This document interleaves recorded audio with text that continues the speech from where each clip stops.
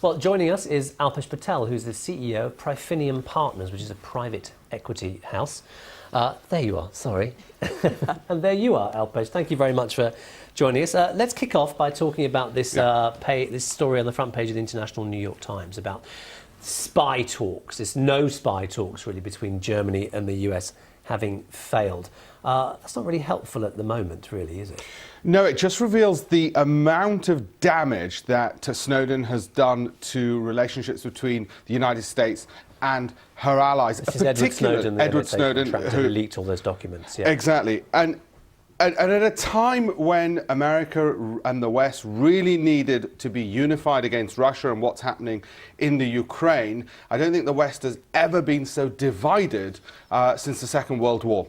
And that goes right up into the face of all the left-wingers who say, oh, Snowden's done such a great thing. Well, actually, far more important than Angela Merkel's cell phone conversations are international relations and unity in the West against the abhorrent things which are happening in Ukraine. And we don't have that unity. It doesn't look like we're going to have it between the Germans and the Americans, all because somebody who just happens, how appropriate, happens to be now hiding in Russia.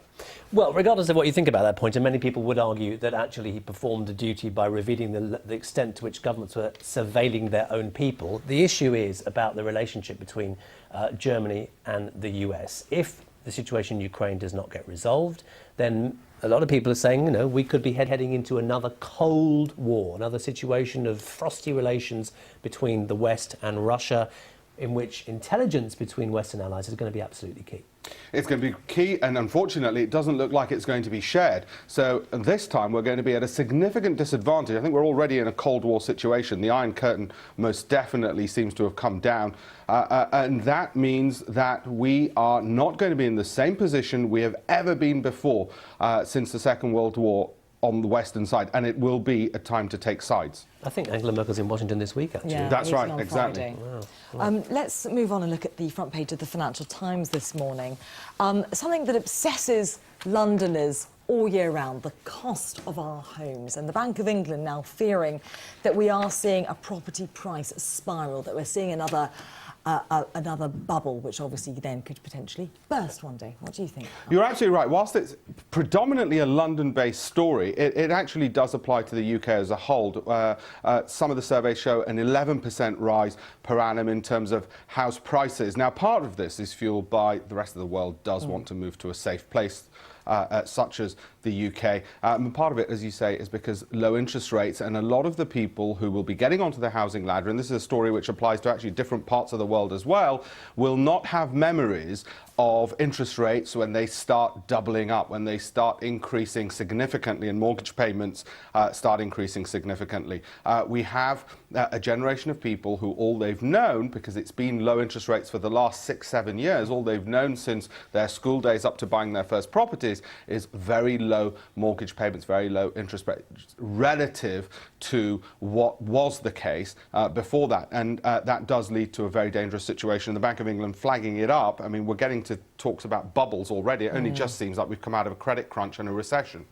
And talking about the interest rate, the article points out that we might see this hike in interest rates much earlier than many people were expecting, actually. I think, unlike with the Americans, who are more comfortable with fast rising property prices, I think in Britain we're very concerned about inflation. We're very particularly concerned about house prices rising. And I would not be surprised if we don't get a warning shot from the Bank of England and maybe a 0.25% rise before the end of the year, just to let people know these things do move in both directions. Oh, that's interesting, something to keep an eye out on. I think a sign of the Times is on the front page of the Times.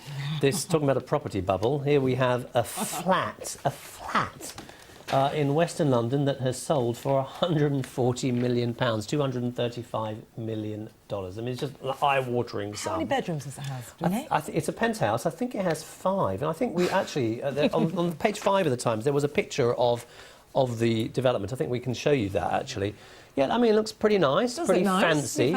Is it worth $235 million, Alpesh? I think this is a wonderfully good news story. I'll tell you why. First of all, the developers are British.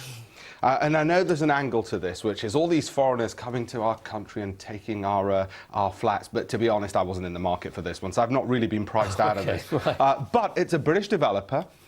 Again, it shows, and the talk is that it might be a Russian or a Ukrainian who's looking to move here. I wonder why. Maybe.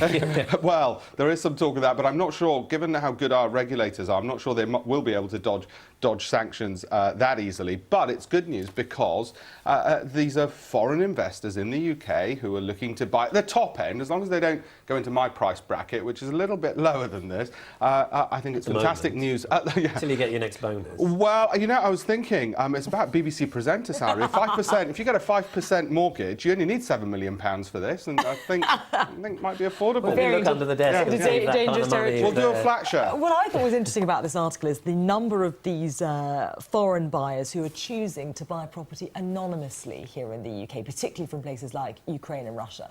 Now, that's an area where definitely the regulators should step in, because we ought to know, not just with who owns properties, but actually who owns bank accounts, who owns companies. We should have greater transparency, and it ties in with the broader economic stories around where are these companies held, who's behind them, and why is it anonymous? Why do we need anonymity? And I don't think we need it at all. And therefore, and certainly in terms of property, it's an easy thing for the government to do, to say, well, actually, we need to know who the ultimate owners are. Just as we, as a regulated asset manager, we have to declare who the ultimate shareholders in our company is. It should be exactly the same for property in the UK, if for no other reason than just because, not just for the tax reasons, but just because we ought to know who owns the assets in a country. Because the buzzword in all sorts of regulation at the moment is transparency, isn't it? Absolutely. We want more of it. Let's just try and squeeze a couple of more stories in.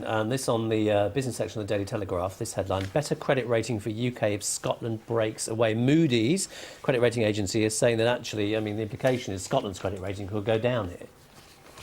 Well, apparently Scotland would get an A rating, so it won't be junk bond, not to imply that it ever would have been. I should say, the last time I covered a Scotland story, I actually got hate tweets.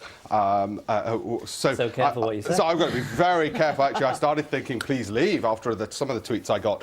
But I want the Scots to, I declare an inch, I want the Scots to stay, because I want the UK to be one single nation. I think it's stronger for that. However, this is a different angle, and what's interesting about this is, what are the benefits to the UK if Scotland actually leaves? And we haven't heard that very often. I think even the Scottish Yes movement haven't made that case. And so this is very good news for them. And what it would mean is actually the share of national debt that the Scots would have and the Brits would have would probably roughly stay the same if you divided it according to relative populations. So it's not as if the Scots are going to be lumbered with debt they can't manage. And as this article from the credit rating agency says, it may be better for Britain in terms of their rating going up. However, credit ratings are not a reason for chopping off bits of a country. OK.